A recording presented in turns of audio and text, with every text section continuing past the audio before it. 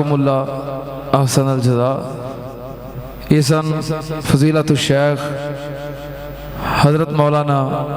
اکرم زاہد صاحب ماشاءاللہ بڑا جاندار اور مدلل خطاب فرما رہے سن. اللہ پاک علم و عمل دے اندر برکت فرمائے اور اللہ پاک انہاں دی حفاظت فرمائے. ہن تواڈے سامنے میں خطاب واسطے جس ہستی نو دعوت دین لگا ساڑھے واسطے بڑی سعادت دی بات ہے کہ ساڑھے اس پروگرام دے اندر پہلی دفعہ انہاں دی تشریف آوری ہوئی ہے. مسلسل پچھلے 2-3 سالاں تو اسی گزارش کر رہے ساں لیکن بہرحال ہوندہ وہی ہے جو اللہ نو منظور ہوندہ ہے. اس سال اللہ دے فضل و کرم دے نال ساڑی او دعوت قبول ہو گئی اور ساڑی او محبوب ہستی ساڑے اس پروگرام دے اندر تشریف لے آ چکے نے. میں انہاں دا انتہائی مشکور ہاں. انہاں نو میں خطاب واسطے دعوت دین لگا جنہاں دا تعارف اللہ دے فضل و کرم دے نال کئی حوالیاں دے نال کروایا جا سکتا ہے کیونکہ پاکستان دی معروف شخصیت نے. ایک تو کالم نگار صحافی نے اس حوالے نال بھی تعارف ہے. ایک اور تعارف کہ آپ مصنف کتب کثیرہ نے. ایک اور حوالے نال تعارف کہ آپ مرکزی جمعیت اہل حدیث پاکستان دے ایڈیشنل ناظم اعلیٰ نے. لیکن ایک انتہائی اہم تعارف جو یقیناً ساڑھے اس محبوب ہستی واسطے بھی قابل فخر ہے وہ تعارف کی ہے کہ آپ شہید اسلام امام العصر حضرت علامہ احسان الہی ظہیر شہید رحمت اللہ علیہ دے رفیق سفر بھی نے. اور علامہ شہید دی شہادت تو لے کے آج تلک چینیاں والی مسجد لاہور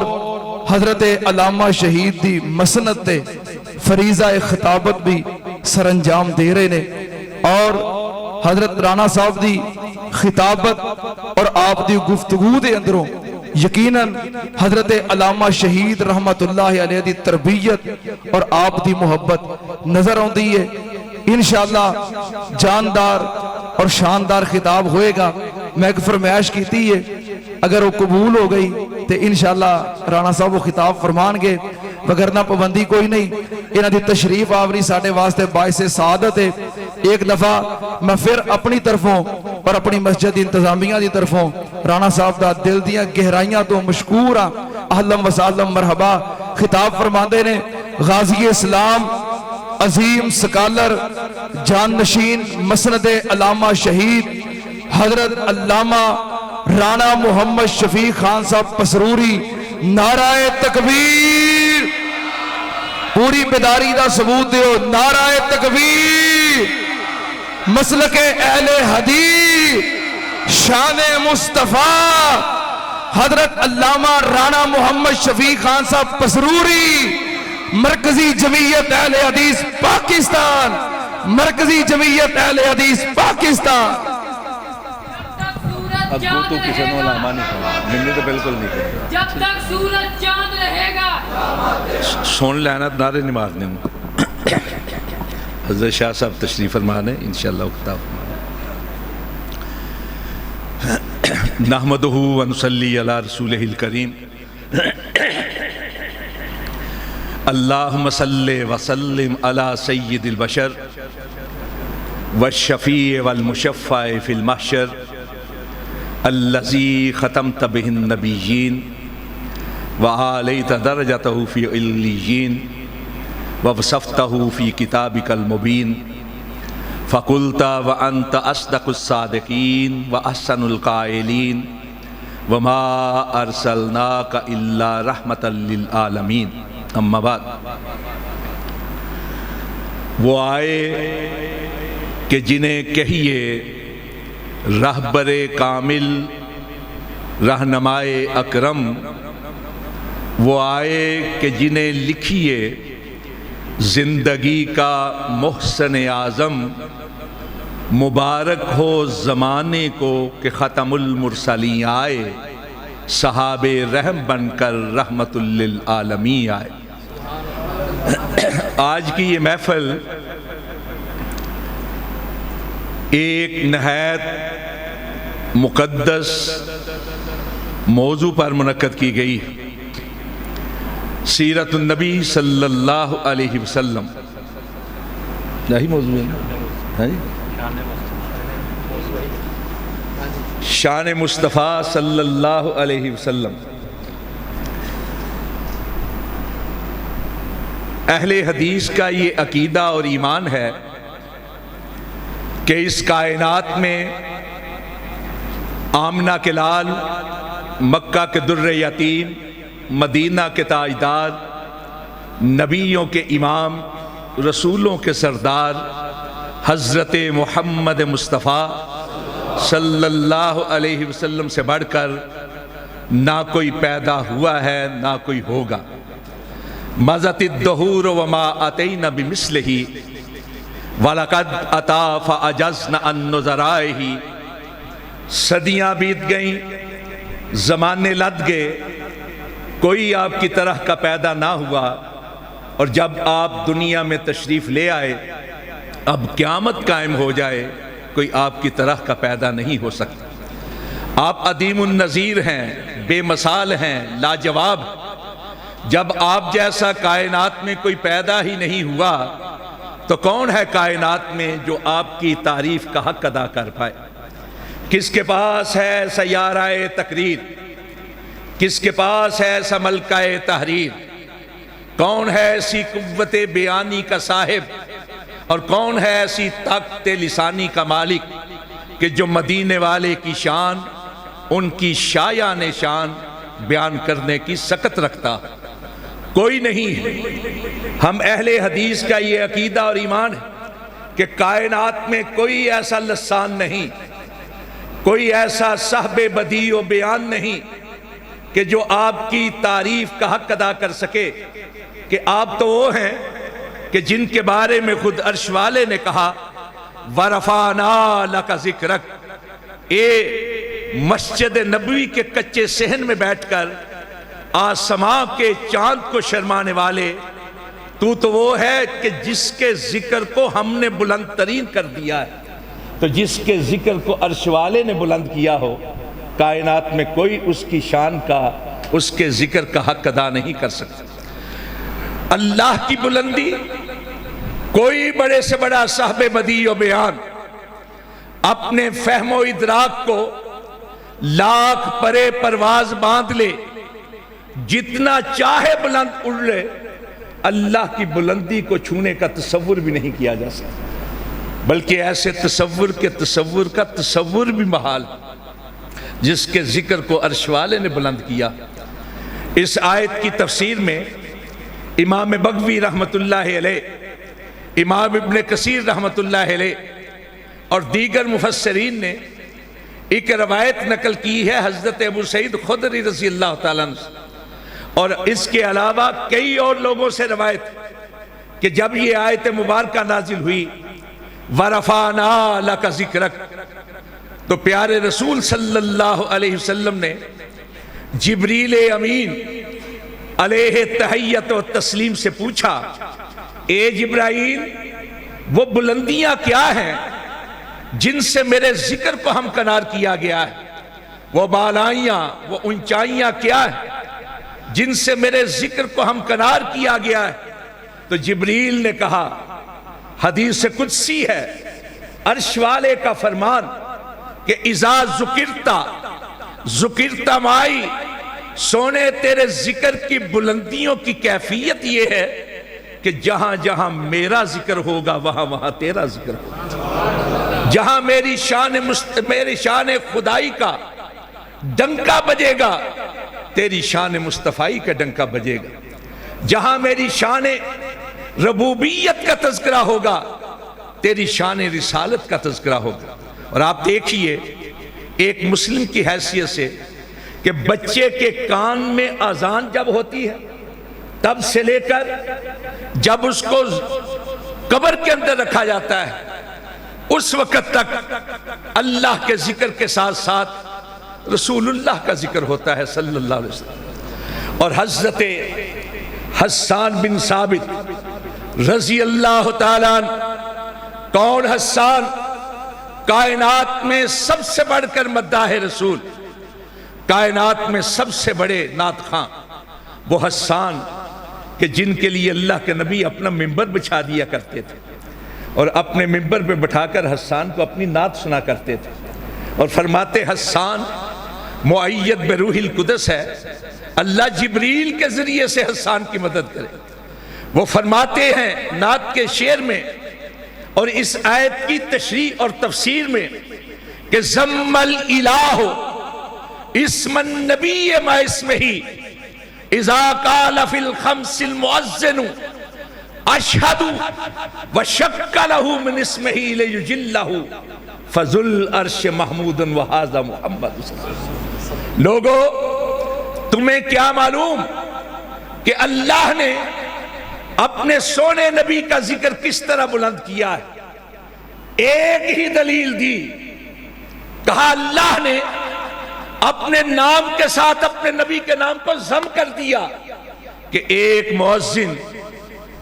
ایک دن میں ایک جگہ میں 5 بار اذان دیتے ہوئے جب یہ کہتا ہے اشہد اللہ الہ الا اللہ تو ساتھ ہی کہتا ہے اشہد ان محمد رسول اللہ. اپنے نبی کا نام اپنے نام کے ساتھ ضم کر لیا ہے. اور حضرات حضرت حسان نے سونے نبی کے ذکر کی بلندیوں کے لیے ایک دلیل پیش کی ہے اذان کی. اذان کائنات کی واحد آواز ہے جو پورے ذوق و شوق کے ساتھ نہایت حزم و احتیاط سے بلند کی جاتی ہے. دنیا کے جتنے طبقات ہیں، کیا یہود، کیا نصارہ، کیا مجوس، اللہ کے ماننے والے یا اللہ کے نہ ماننے والے، کسی کے پاس ایسی آواز نہیں جیسی اہل اسلام کے پاس اذان کی صورت میں. اور یہ اذان کی آواز صرف خطہ حجاز ہی میں بلند نہیں ہوتی، یہ اذان کی آواز صرف عالم اسلام کے ممالک ہی میں بلند نہیں ہوتی، یہ اذان کی آواز کفر زار ہند میں بھی بلند ہوتی ہے. آج دنیا کا کوئی ملک ایسا نہیں جہاں مسلمان موجود نہ ہو، اور جہاں جہاں مسلمان ہیں وہاں وہاں اذان کی آواز بلند ہوتی ہے. آج سے 30-35 سال پہلے میں نے ایک مشاہدہ اور مطالعہ جو ہے وہ پیش کیا تھا کہ کائنات کے اندر دنیا کے اندر اس ارضی زمین کے اوپر سب سے پہلے فجر کا وقت انڈونیشیا کے مشرقی جزائر میں ہوتا ہے، اور انڈونیشیا کے مشرقی جزائر سے لے کر انڈونیشیا کے مغربی جزائر تک صرف انڈونیشیا کے اندر 1 گھنٹہ 25 منٹ تک اذان کی آواز گونجتی ہے. ابھی انڈونیشیا میں فجر کی اذان کا وقت ختم نہیں ہوتا کہ سماٹرا کے ساتھ ساتھ ملایا اور ملیشیا کے اندر فجر کی اذانیں شروع ہو جاتی ہیں. پھر اس کے بعد برما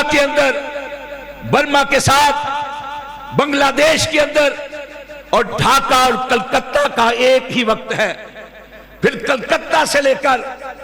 سری نگر تک صرف اس علاقے کے اندر 1 گھنٹہ 40 منٹ تک فجر کی اذانیں گونجتی ہیں. ابھی وہاں وقت ختم نہیں ہوتا کہ پاکستان میں شروع ہو جاتا ہے، اور پاکستان میں شگرگر سے لے کر گوادر تک پہلے وقت کے مطابق 40 منٹ تک اذانیں گونجتی ہیں. پہلا وقت ختم نہیں ہوتا، دوسرا شروع ہو جاتا ہے. اور پاکستان کے ساتھ ساتھ افغانستان کے ساتھ ساتھ ایران میں، ترکی میں، پھر انٹاکیہ سے لے کر یونان تک ابھی فجر کی اذانیں گونج رہی ہوتی ہیں کہ خطہ عرب کے ممالک میں فجر کا وقت شروع ہو جاتا ہے. عرب امارات، پھر حجاز مقدس، پھر شام، پھر اردن، پھر مصر کے راستے، افریقی ممالک کے اندر، افریقی ممالک کے بعد بحر اوقیانوس کے ساحلی ممالک کے اندر. اور حضرات یہ امر واقع ہے، حقیقت ہے کہ ابھی افریقی ممالک کے اندر فجر کی اذانیں گونج رہی ہوتی ہیں کہ انڈونیشیا کے مشرقی جزائر کے اندر ظہر کا وقت شروع ہو جاتا ہے. ظہر کا وقت ختم نہیں ہوتا کہ عصر کا شروع ہو جاتا ہے، عصر کا ختم نہیں ہوتا کہ مغرب کا ہو جاتا ہے، مغرب کا ختم نہیں ہوتا کہ عشاء کا ہو جاتا ہے. اور عشاء کی اذان 9 گھنٹے 40 منٹ کا فاصلہ طے کر کے ابھی افریقی ممالک کے دروازوں کو کھٹکھٹا رہی ہوتی ہے کہ انڈونیشیا کے مشرقی جزائر میں پھر فجر کا وقت شروع ہو جاتا ہے. پورے 24 گھنٹے کوئی ایک گھڑی ایسی نہیں کہ جب دنیا کے کسی نہ کسی علاقے کے اندر اللہ کی کبریائی کے ساتھ ساتھ رسول اللہ کی مصطفیٰ کا ڈنکا نہ بجتا. اس طرف اشارہ کیا تھا حضرت حسان بن ثابت رضی اللہ تعالیٰ، کہا ضم الالہ اسم النبی ما اسمہی اذا قال فی الخمس المؤذن اشہد. لوگو، اللہ نے اپنے نام کے ساتھ اپنے نبی کے نام کو ضم کر لیا کہ ایک مؤذن ایک دن میں 5 وقت کی اذان دیتے ہوئے جب کہتا ہے اشہد اللہ الہ الا اللہ تو ساتھ ہی کہتا ہے اشہد ان محمد رسول اللہ. یہاں کہا ضم کیا ہے، اور دوسرے شعر میں کیا کہا؟ اس کو کہتے ہیں سنت طباق. کہا وشک لہ من اسمہ لیجلہ فذل عرش محمود وہذا محمد. کہا اپنے نام میں سے اپنے نبی کے نام کو نکالا کہ عرش والا محمود ہے اور سونا نبی محمد ہے صلی اللہ علیہ وسلم. بارے خدایا یہ کس کا نام میری زباں پہ آیا کہ میرے نطق نے بوسے میری زباں کے لیے. قربان جائیے نام نامی اسم گرامی محمد کے صلی اللہ علیہ وسلم ہونٹ ہونٹوں میں پیوست ہو کر رہ جاتے ہیں، ایک شیرینی سی لہجے میں گھل جاتی ہے. علماء کرام تشریف فرما ہے باب تمہید کا وہ ذات گرامی قدر، وہ ذات والا صفات، وہ ذات بابرکات جس کا کائنات میں اس انداز سے ذکر ہو کہ ہر حال میں ان کی تعریف کی جائے. سب سے بڑھ کر جس کی تعریف ہو، لمحہ لمحہ جس کی تعریف ہو، ایک ایک حرکت کی تعریف ہو، ایک ایک جنبش کی تعریف ہو، جس کے لیے ہر وقت تعریف ہو. کائنات میں اگر کوئی ہستی ہے تو اسی کا نام محمد ہو سکتا ہے اور کسی کا نام صلی اللہ علیہ وسلم. حضرات اس سونے کے کیا کہنے. آپ نے معراج کا واقعہ تو سنا ہے، اس میں ترمذی شریف کی روایت کہ جب جبریل امین علیہ تحیت و تسلیم سواری کے لیے براق لے کر آئے تو الفاظ ہیں حدیث کے، براق تھر تھرایا، اس نے ذرا شوخی دکھانے کی کوشش کی، اس نے شوخی دکھانے کی کوشش کی. اور میں یہ عرض کیا کرتا ہوں براق کی کہاں جرت کہ وہ شوخی دکھائے. در حقیقت اس شوخی کے بعد جو جبرائیل علیہ تحیت و تسلیم نے کہا وہ کہلوانا مقصود تھا. کہا اب محمد تفعل ھذا، تو جانتا ہے کس کو شوخی دکھا رہا ہے؟ ما رکبک اکرم علی اللہ من، آج تجھ پر وہ ہستی سوار ہونے والی ہے کہ جس سے بڑھ کر عزت والا، کرامت والا، بزرگی والا، تکریم والا، تعظیم والا، احترام والا، اکرام والا اللہ کے ہاں کوئی ہے ہی نہیں، کوئی نہیں. یہ جبریل امین کے الفاظ ترمذی کے اندر ہے،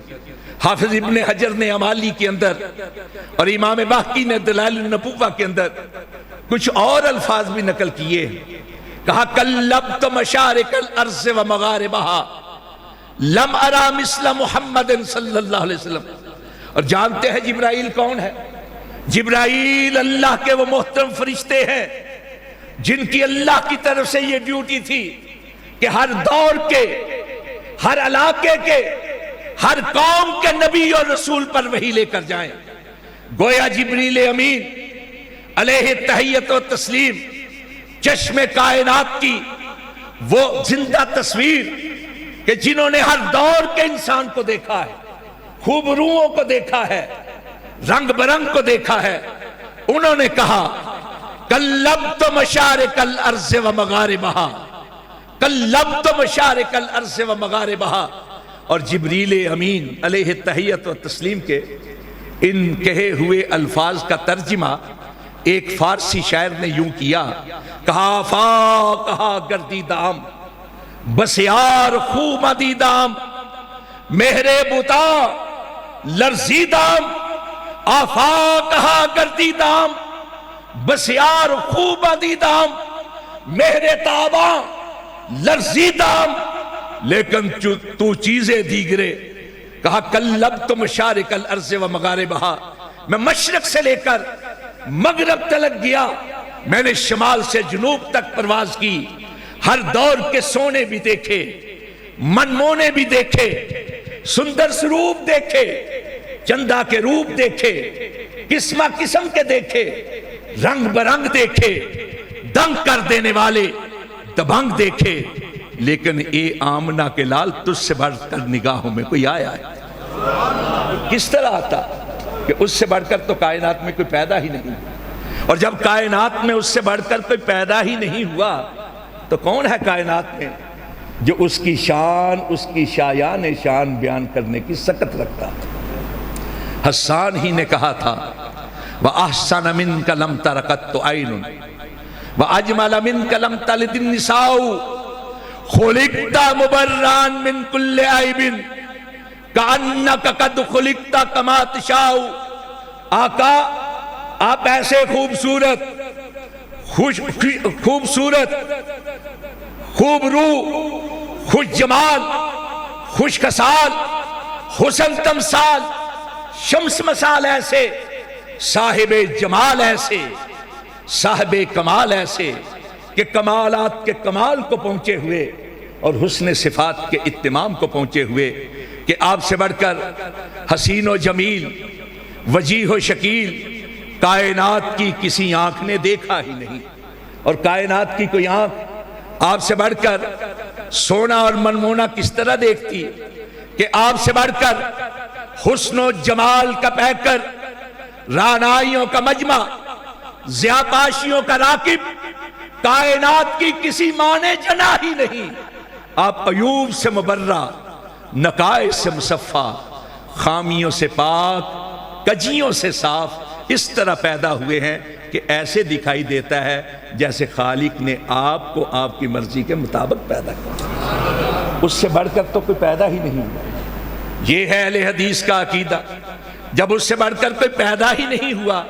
تو کون ہے جو اس کی تعریف کا حق ادا کر سکے؟ حضرات، کون ہے اس کائنات میں جو زمین پہ کھڑے ہو کر آسمان کی طرف انگلی اٹھائے اور اللہ اس کی اٹھی ہوئی انگلی کی لاج رکھ کے آسمان کے چاند کو جو ٹکڑے کر دے؟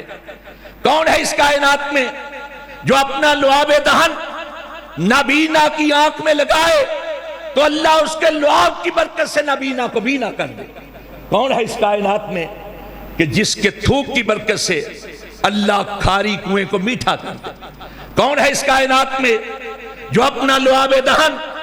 کسی پکوان میں ڈالے تو لوگ کھاتے چلے جائیں، کھانے میں کمی واقع نہ ہو؟ کون ہے اس کائنات میں جو مٹھی بھر ریت پھینکے دشمن کی طرف تو اللہ اس کی مٹھی ریت کو تیز آندھی میں بدل دے؟ کون ہے اس کائنات میں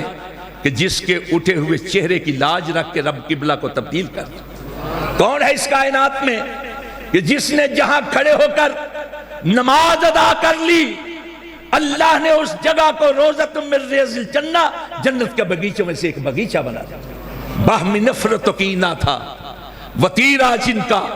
سبق ان کو انس و الفت کا پڑھایا کس نے؟ جو شراب اور نشے کے تھے، ازل سے مشتاق میں وحدت کا انہیں جام، پلایا کس نے دخترے ہار سے غمگی کو رہائی بخشی قید پرغم سے غلاموں کو چھڑایا کس نے ریت کے ذروں کو اٹھایا اور صحرا کر دیا کس نے قطروں کو ملایا اور دریا کر دیا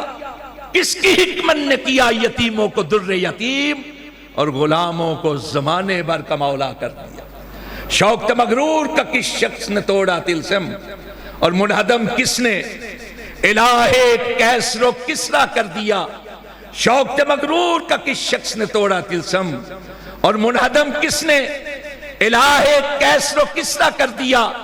حسن کائنات تھا پوشیدہ 7 پردوں میں کس نے اس کو عالم آشکارا کر دیا اور جیتے ہیں جو مرتے ہیں حق کے نام پر اللہ اللہ کس نے موت کو مسیحا کر دیا وہ ہے صاحب مدحت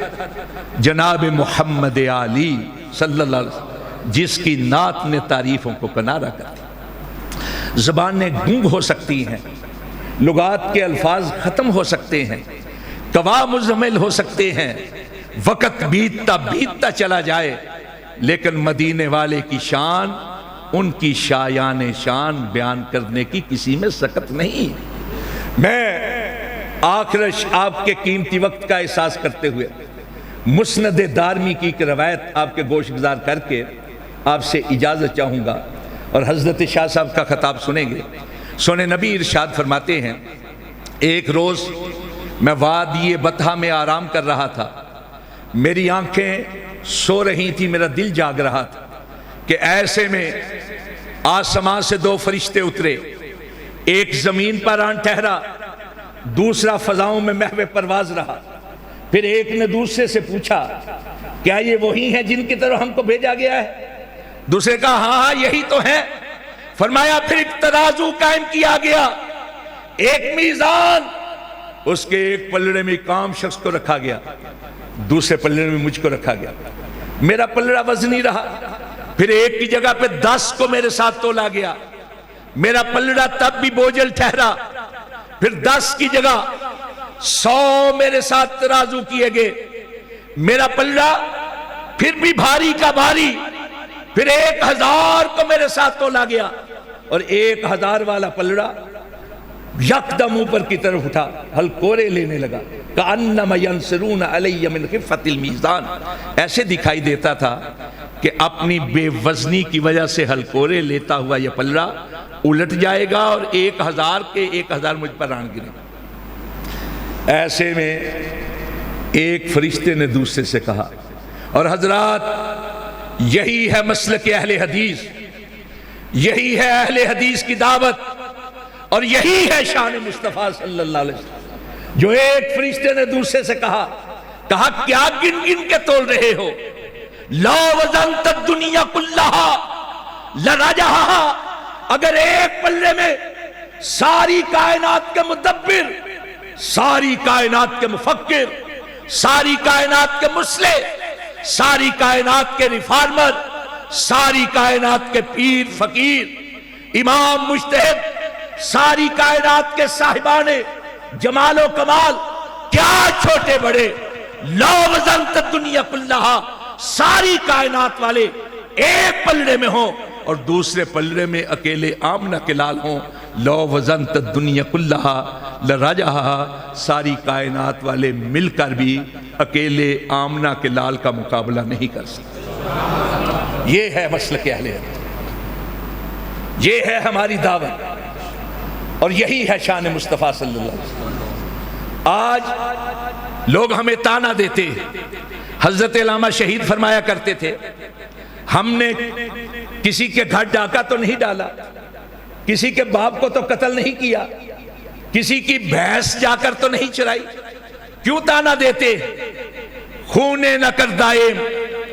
کسے راہ نہ کشتائم